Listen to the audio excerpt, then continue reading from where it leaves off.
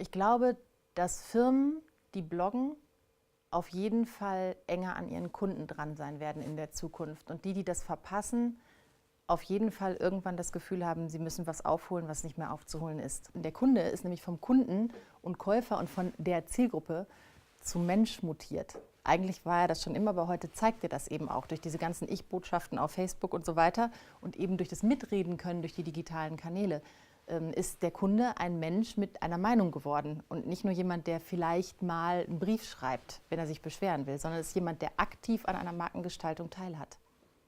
Ich glaube, dass wir in Deutschland überhaupt nicht verstanden haben, was Blogs sein könnten.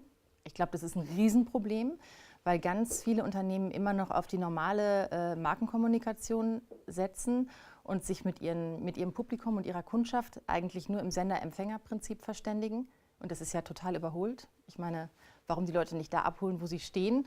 Und mit einem Blog, der nicht die Botschaft einer Marke in Form von Werbung transportiert, sondern in Form von Themen, die die Zielgruppe interessieren, ist das, was man heute tun muss, um die Menschen zu erreichen. Und das scheinen viele große Unternehmen so noch gar nicht umsetzen zu können. Vielleicht, weil ihnen diese Form der Kommunikation auch fremd ist. Und man sollte die Angst da dringend ablegen, weil das ist eine ganz wichtige Sache, um in die Zukunft zu gehen. Ich glaube definitiv, dass Unternehmen mehr bloggen sollten, aber sie sollten nicht den Fehler machen, so zu bloggen, dass sie über ihr Unternehmen bloggen. Also ich habe zum Beispiel immer wieder Anfragen von Firmen, die wollen, dass ich für sie blogge, aber das fängt dann schon so an, dass die erstens sagen, ja, wir können ja mal zeigen, zum Beispiel ein großer Backwarenhersteller, wie wir so ein Rezept machen oder wie so ein Mitarbeiter jetzt einen Kuchen backt.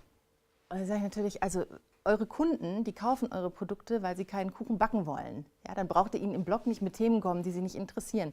Guckt euch doch mal an, was machen denn diese Kunden im echten Leben? Die haben Kinder, die haben eine Familie, die haben einen Job, die haben einen Hund, die haben Sommerferien, die haben hitzefrei, die haben schlechte Laune, die wissen nicht, was sie machen sollen, weil es am Wochenende regnet. Die haben 1000 Sachen, die sie beschäftigen und die besprecht ihr alle nicht. Das ist eigentlich schade, weil damit könntet ihr sie emotional binden und dann könntet ihr euren Kuchen verkaufen. Unternehmen können durchaus bloggen und authentisch sein, aber wichtig ist, dass man diese ganzen Kritikstufen abschafft. Also es ist oft so, dass die sagen, also jetzt muss es erst noch der lesen und dann muss es der lesen und dann muss es der lesen. So funktioniert Bloggen aber nicht. Bloggen ist sehr unmittelbar und wenn du dann immer erst so und so viele Instanzen hast, durch die das muss, dann verliert das Schnelle und das Authentische. Firmen sind es aber gewohnt, so nach außen zu agieren. Das heißt, immer wenn du was über die PR rausgibst oder einen Unternehmenstext oder eine Rede, wird das natürlich 15 Mal überprüft vorher, aber Bloggen ist anders und da muss man sich einfach so ein bisschen dieser neuen Art zu kommunizieren auch öffnen. Dann kann man auch authentisch sein, dann kann man auch gute Themen finden.